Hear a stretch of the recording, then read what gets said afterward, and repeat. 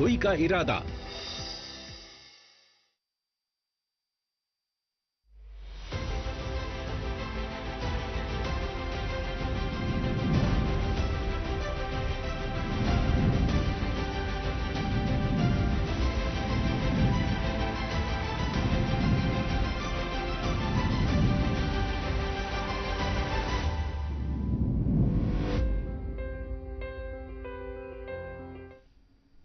आदाब नाजरीन, प्रोग्राम जनादेश में आपका खैर मकदम है। मैं हूं शौकत डार।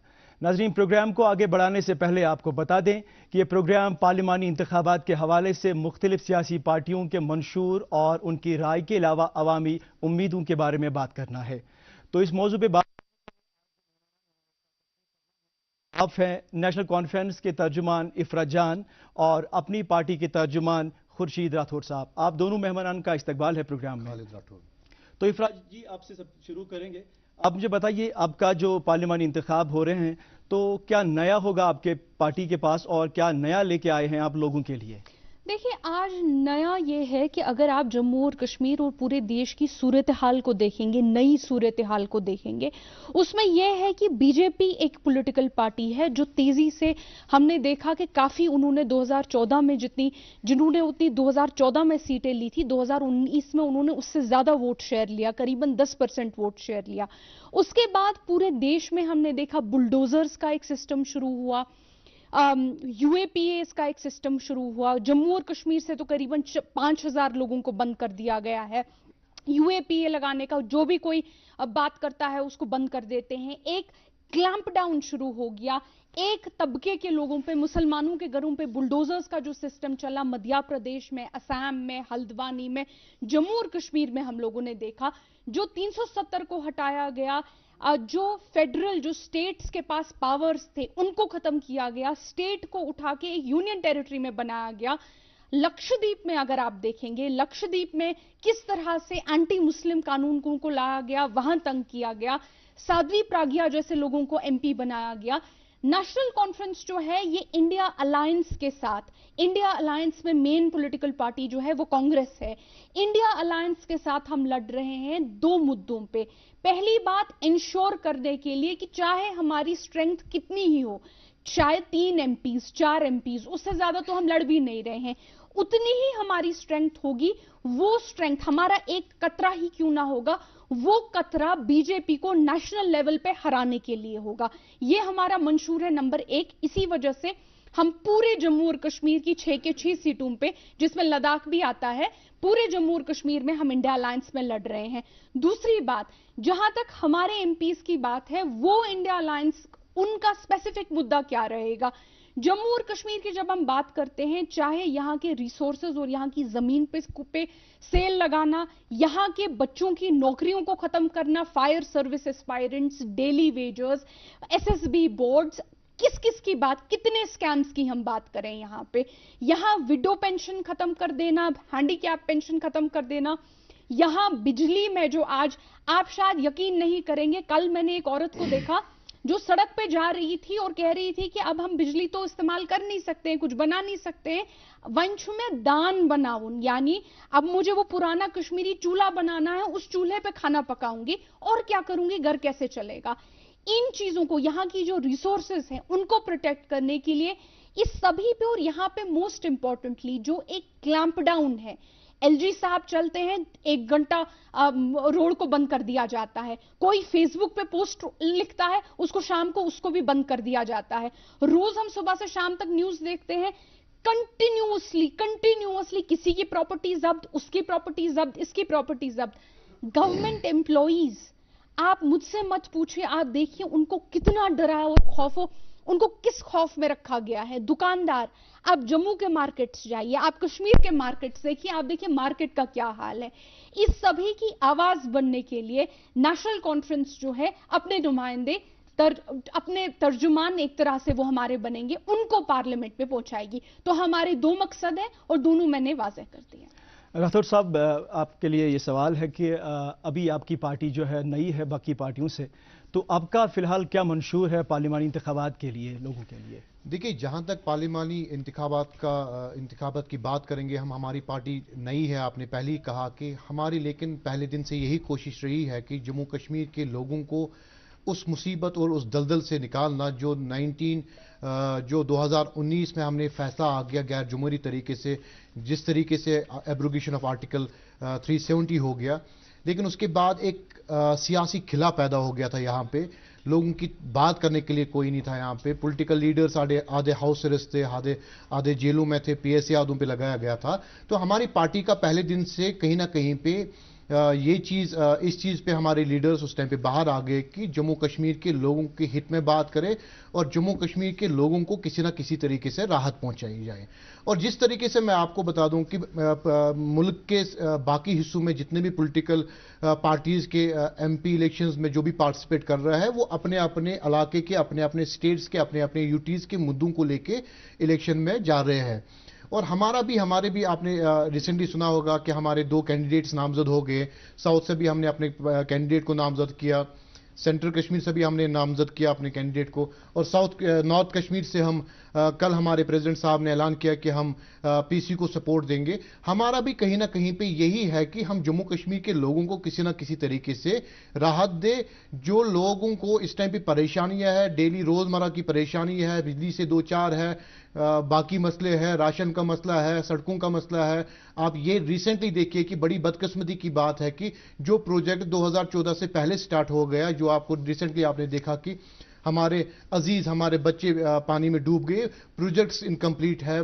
गवर्नर इंतजामिया शायद हर किसी चीज पे नजर नहीं रख पाती। अगर हमारे तर्जुमान होते, अगर हमारे तर्जुमानों ने पार्लियामेंट ऑफ इंडिया में सही मानों में हमारी तर्जुमानी की होती, तो आज जम्मू कश्मीर के लोगों को कहीं ना कहीं से राहत मिलती।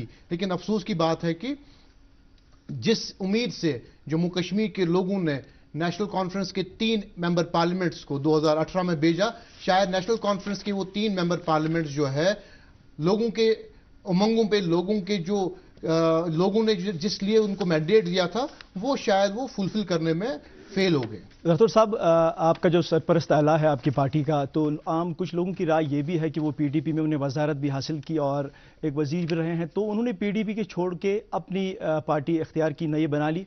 तो इस तरह से उन्होंने एक तरफ से पीडीपी से किनारा कशी की। तो लोग जो उम्मीद उनकी थी आपसे, आपकी पार्टी से कि ये पीडीपी में है, अब वो कहते हैं कि इन्होंने अपनी अलग सी पार्टी बनाई है। तो किस तरह से भरोसा किया जा सकता है आपकी पार्टी? देखिए, आपको मैं पहले दुरुस्त करना चाहता हूं कि हमारे जो सरपरस्त आला है अल्ताफ बुखारी साहब, उनको एक्सपेल किया गया उस टाइम पे पीपल्स डेमोक्रेटिक पार्टी में। लेकिन अगर हम उससे पहले, जब आपको ये तो इतिहास में दर्ज है कि जब गवर्नर ऑफिस की फैक्स मशीन खराब हो जाती है, तब नेशनल कॉन्फ्रेंस, पीपल्स डेमोक्रेटिक पार्टी और कांग्रेस का एक जॉइंट सीएम कैंडिडेट जो था वो अल्ताफ बुखारी साहब थे।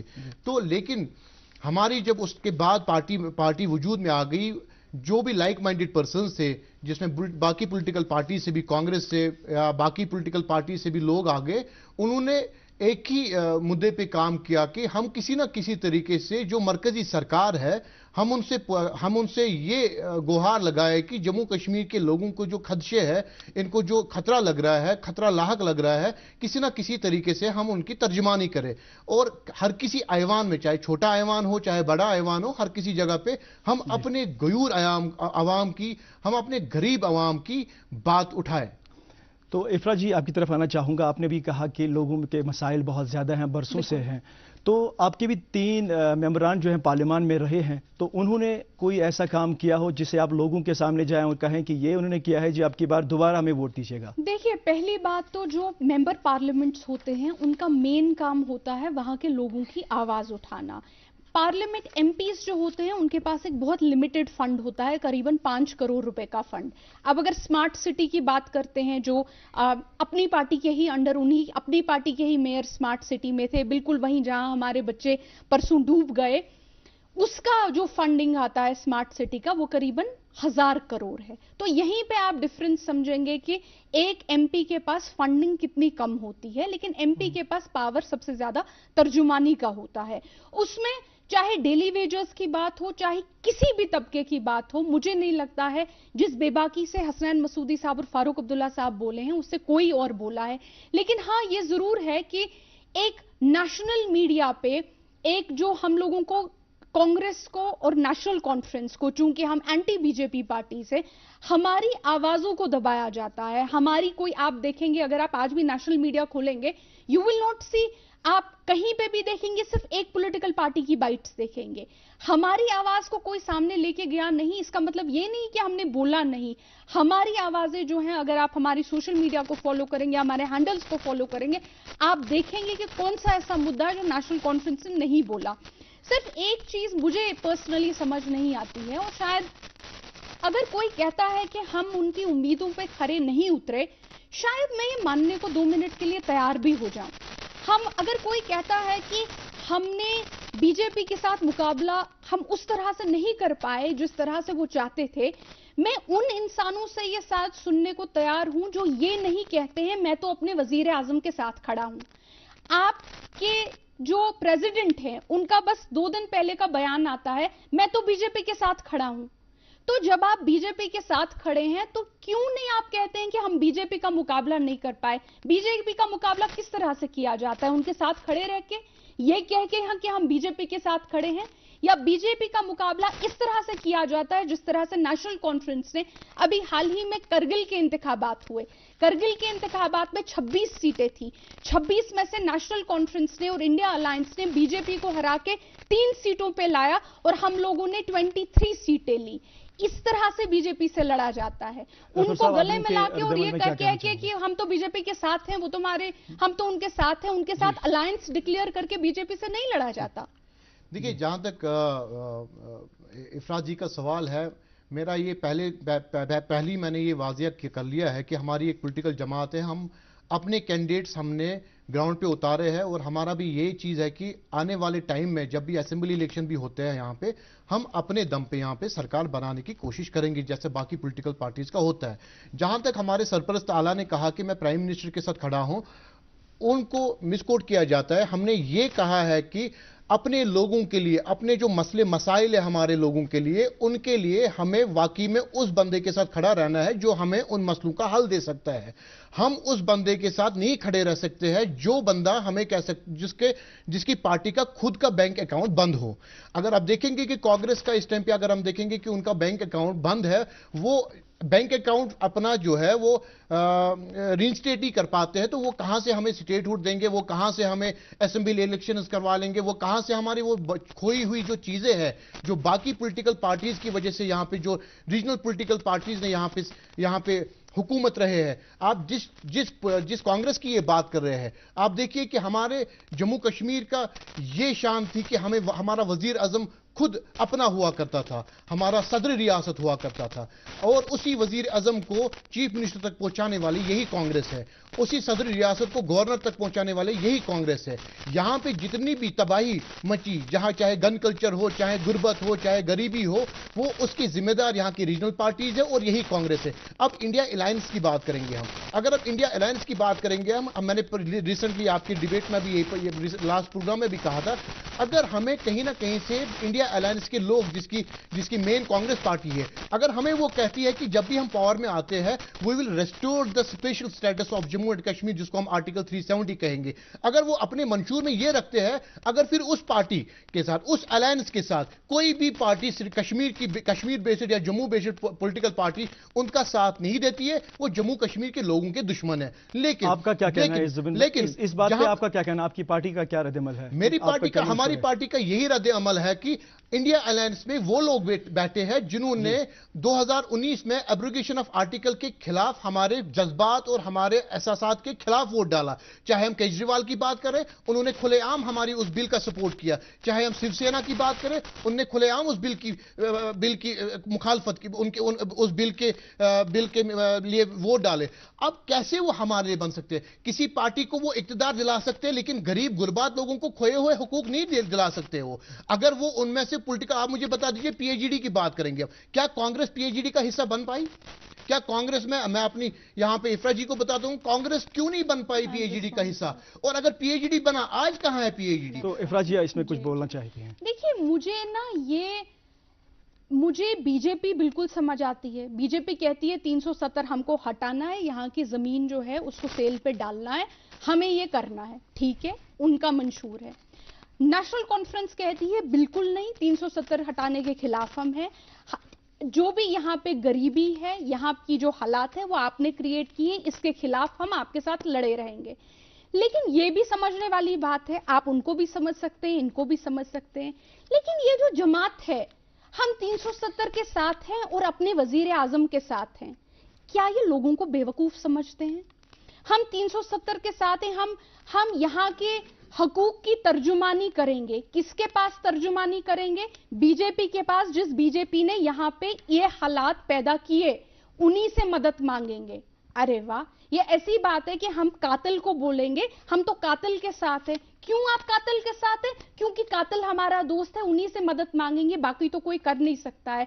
तो ये जो लोगों को बेवकूफ बनाने की सियासत है, हम इधर भी हैं, हम इधर भी हैं, हम इधर भी हैं, हम इधर भी हैं, इसको छोड़ दीजिए, सीधे बोलिए ना। हम इनफैक्ट मैं तो अल्ताफ बुखारी साहब को रिस्पेक्ट करती हूं, उन्होंने साफ साफ तौर पे बोला, जब अभी रिसेंटली उनसे इंटरव्यू एक हुआ था, उनसे पूछा गया कि आप इनडायरेक्टली बोलना चाहते हैं, आप बीजेपी के साथ हैं, और उन्होंने very respectfully he said why are you saying मैं इनडायरेक्टली बोल रहा हूं, मैं तो डायरेक्टली बोल रहा हूं, मैं बीजेपी के साथ हूं। आप बताइए, ये जो 370 और उसके बाद जो हालात हैं उस पे आप कांग्रेस, देखिए यहां पर 370 की बात करेंगे हम, और 2019 के बाद जो हालात बने यहां पे, आप देखिए कि इमीडिएटली इन दो रीजनल पॉलिटिकल पार्टीज ने एक दूसरे को पर्दा डालने के लिए पीएचडी की शक्ल में लोगों के सामने आ गए। और बिलीव मी, लोगों को इतनी उम्मीदें थी उस पीएचडी पे, इतनी उम्मीदें थी उस पीएचडी पे कि लोगों को लगता था कि शायद इन लोगों को अब जो इन्होंने कारनामे पीछे पीछे किए हैं, शायद इनने जितना मारदार किया, पैलेट्स को लाया, आज मेरी बहन यहां पे मीडिया की बात कर रहे हैं, लेकिन जब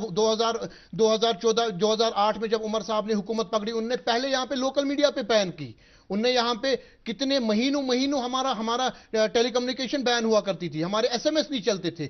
और आप देखिए उस टाइम पे जो आज वादा कर रहे हैं कि हम आर्टिकल 370 को वापस लाएंगे, उस पार्टी को अफजल गुरु के टाइम पे सुबह 8 बजे कह रहा है, चीफ मिनिस्टर कह रहा है कि मुझे पता ही नहीं अफजल गुरु को फांसी दी गई।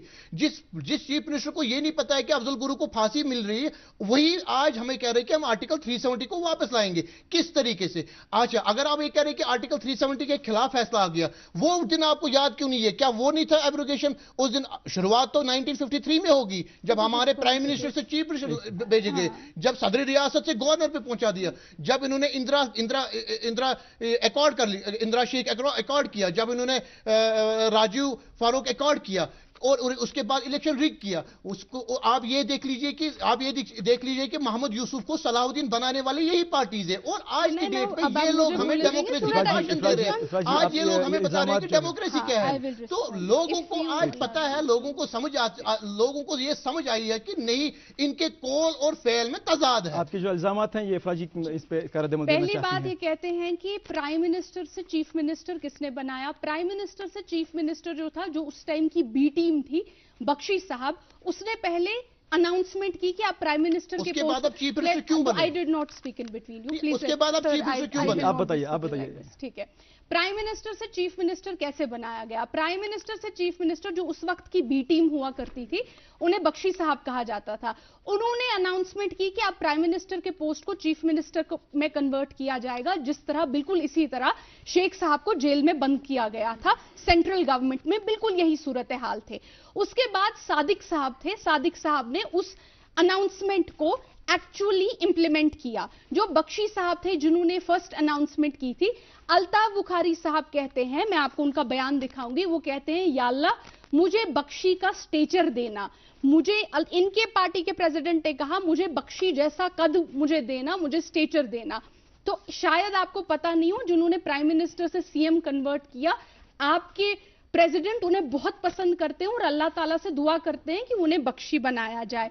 जहां तक पैलेट्स की बात आती है, पीएसएस की बात आती है, मैं आपको याद दिला दूं कि पीडीपी गवर्नमेंट जिसमें अल्ताफ बुखारी साहब सीनियर मिनिस्टर हुआ करते थे, उसमें सबसे ज्यादा पैलेट्स और पीएसए को लगाए गए। इनफैक्ट सबसे ज्यादा पीएसए जो हैं वो उसी पीडीपी बीजेपी गवर्नमेंट में बनाए गए जिस बीजेपी गवर्नमेंट में अल्ताफ बुखारी साहब मिनिस्टर थे। So coming to this, now coming to the third most important point, ये बार बार हमें ये नहीं कह रहे हैं कि आप भी, अगर आप हिना भट्ट जी का बयान देखेंगे, सब कुछ छोड़ दीजिए, अल्ताफ बुखारी साहब खुद कहते हैं मैं बीजेपी के साथ हूं, खालिद साहब भी यहां पे इनकार नहीं करते हैं बीजेपी के साथ, ये भी कहते हैं हाँ हम जी हैं लेकिन अलग तरीके से। हमने नहीं कहा हम बीजेपी के साथ है। हमने कहा कि आपके प्रेसिडेंट ने बोला, हमने कहा कि जो भी कश्मीर के मुद्दे हैं, जो भी कश्मीर से हमने खोई हुई चीज है, वो हम राहुल गांधी से नहीं मांग सकते। जो कह रहा मेरा बैंक अकाउंट खोलिए। आप कश्मीर के जो मामला हैं इस पे किस पार्टी का सपोर्ट करते हैं? देखिए, हम अपनी पार्टी का सपोर्ट करते हैं और लोगों से कहते हैं कि आप हमें सपोर्ट कर लीजिए। जो आपको पिछली पॉलिटिकल पार्टीज ने यहां पे धोखा किया है, आपके साथ फरेब किया है, आपके मैंडेट पे डाका डाला है, हम वो नहीं करेंगे। हम आपको वही करेंगे जो आज जिस बेस पे हम वोट लेंगे वही करेंगे हम आपको।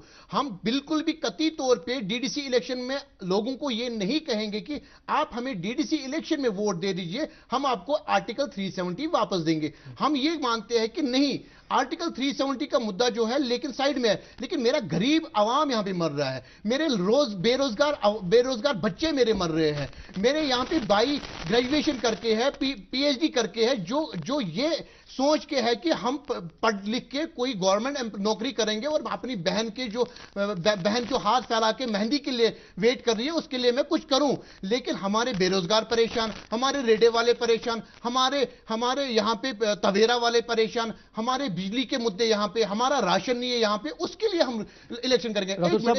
आपको मैं बता दूंगा, मैं यहां पे इफरा जी को करेक्ट करना चाहता हूं।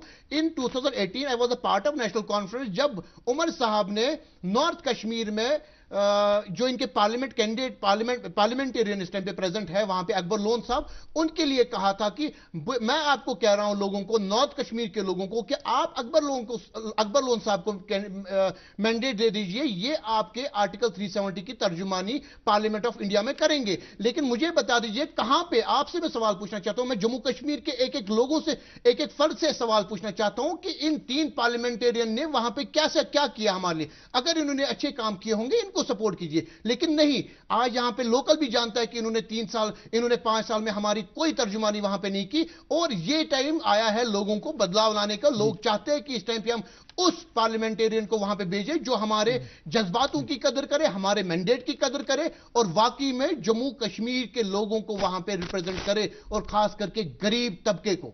तो राठौर साहब ने जनूबी कश्मीर से भी कैंडिडेट उतारे हैं फील्ड में, और सेंट्रल कश्मीर से, और लेकिन नॉर्थ कश्मीर से आपने कोई कैंडिडेट नहीं उठाया। नॉर्थ कश्मीर से हमने सजाद गनी लोन साहब को सपोर्ट किया है। हमें लगा कि हमारी पार्टी को लगा कि नहीं, हमें उन पॉलिटिकल पार्टीज को दूर रखने की कोशिश करनी चाहिए इस टाइम पे, जिन पॉलिटिकल पार्टीज ने अपने मैंडेट पे, जो लोगों ने उनको मैंडेट दिया तो है, उसकी डाकाजनी डाली है। और आपको मैं ये बताना चाहता हूं, अभी मेरे यहां पे जो दूसरी पार्टी के स्पोक्स पर्सन है, ये अभी कहेंगे कि आपने सजाद गनी लोन साहब को सपोर्ट क्यों किया। मैं इनको पूछना चाहता हूं कि आपने जब आपने डीडीसी इलेक्शंस में उनको सपोर्ट किया, उनकी पार्टी को सपोर्ट किया, उनके कैंडिडेट्स को सपोर्ट किया, उनके लिए कैंपेनिंग चलाई, आप करें तो सही, और जब हमने किया तो हम करें बी टीम। जी, आपसे एक सवाल करना चाहूंगा। आपकी पार्टी बज़ाहिर सबसे पुरानी है कश्मीर में, तो आपने जुनूब से भी, सेंट्रल कश्मीर से भी और मरकज़ी कश्मीर से भी, साउथ कश्मीर से भी कैंडिडेट उतारे हैं। तो आम लोगों की ये है, आपसे शिकायत भी है, यूं कहा जा सकता है कि आपकी पार्लियामान में जो मेंबरान हैं बहुत मुद्दत से हैं, तो कोई ऐसी खास चीज़ उनकी नज़र में नहीं आई जिससे आपको लोग वोट डालें। लेकिन अब की बार आप क्या खास बताएंगे लोगों को ताकि लोग आपको वोट डालें? पहली बात क्यों डालेंगे तो नेशनल कॉन्फ्रेंस जो है वो ऑपोजिशन में पिछले 10 साल से है, ये बात क्लियर कर लेते हैं। नेशनल कॉन्फ्रेंस ऑपोजिशन में 10 साल से है, बीजेपी जो है वो पावर में पिछले 10 साल से जम्मू और कश्मीर में है। जहां तक नेशनल कॉन्फ्रेंस के पार्लियामेंट्री कैंडिडेट्स की बात आती है, मैंने बार बार बोला ऐसा कोई मुद्दा नहीं है जो नेशनल कॉन्फ्रेंस के एमपीज ने उठाया नहीं है, और इस तरह नहीं उठाया है कि हम प्राइम मिनिस्टर के साथ हैं, हम तो अपने वजीर आजम के साथ हैं, इस तरह से एपोलॉजिटिकली नहीं कहा है। ये नहीं, प्राइम मिनिस्टर वहां पे पार्लियामेंट में लोगों को ये नहीं बताया है कि कश्मीर के लोग बीजेपी के साथ हैं, क्योंकि खदशा तो ये भी है कि जो लोग यहां कहते हैं हम प्राइम मिनिस्टर के साथ हैं, एमपी बन गए, वहां भी बोलेंगे प्राइम मिनिस्टर के साथ है, पूरे देश में बीजेपी नया कश्मीर चलाएगी, बोलेगी देखिए अब तो इनके एमपी भी हमारे साथ आ गए हैं।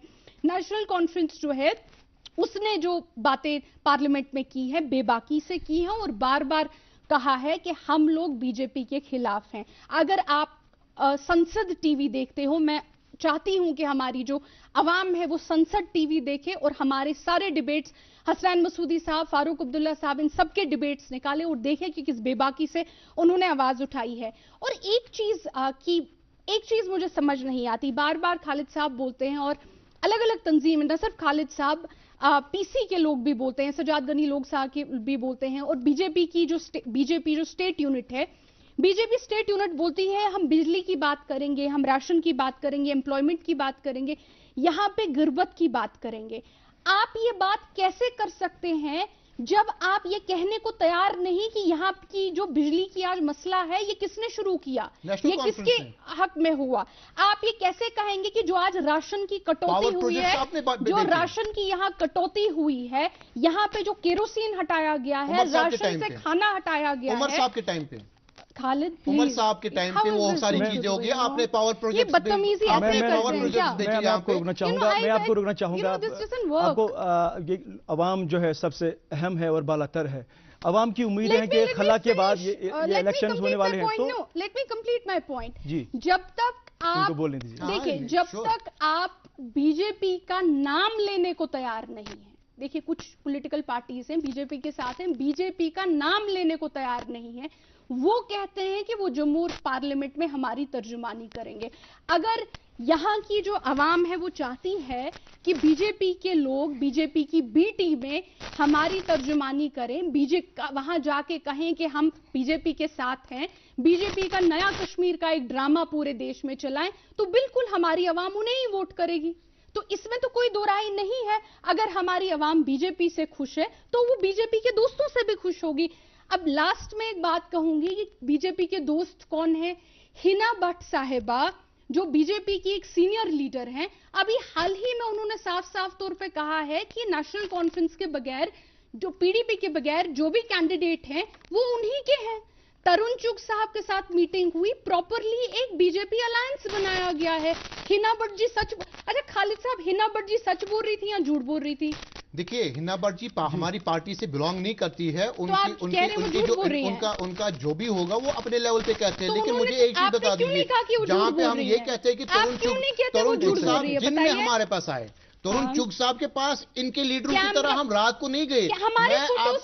मैं आपको इसी डाइस पे क्योंकि आप रात पे मिलते हैं, क्योंकि आप रात पे मिलते हैं, यही वजह है कि देखिए अभी ये पावर प्रोजेक्ट्स की बात कर रहे थे, पावर प्रोजेक्ट्स। मैं आप दोनों को एक बात पे बड़ी राठौर साहब एक मिनट रुकिए, मैं आपको दोनों को रोकना चाहूंगा।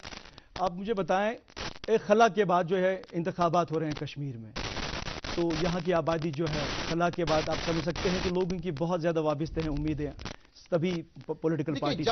आप मुझे सवाल पूरा करने दीजिए।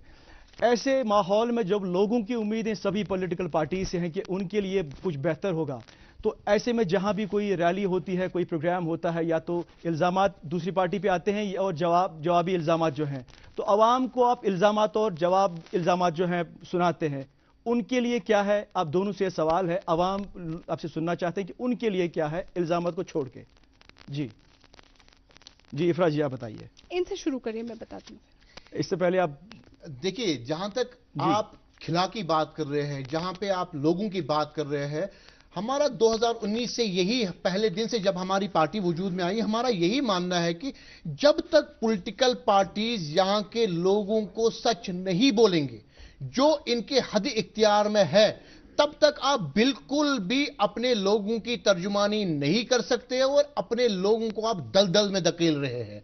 मैं आपको यह चीज बताना चाहता हूं कि आप देखिए कि यहां के आम इंसान कितनी परेशानियों से दो चार है।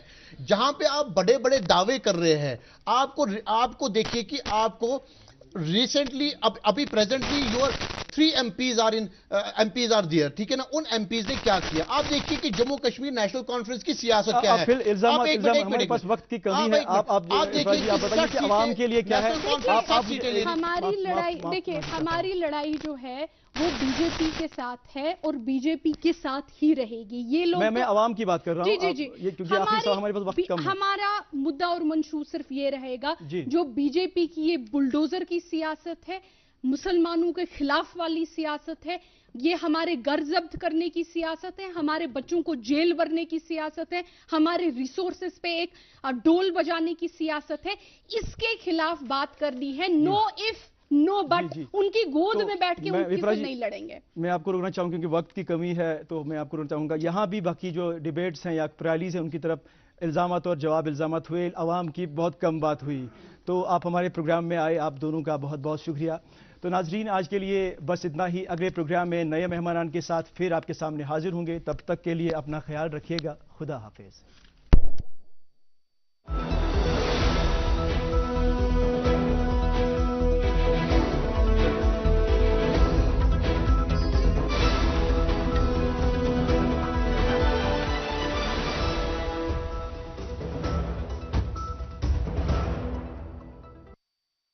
पापा यहाँ से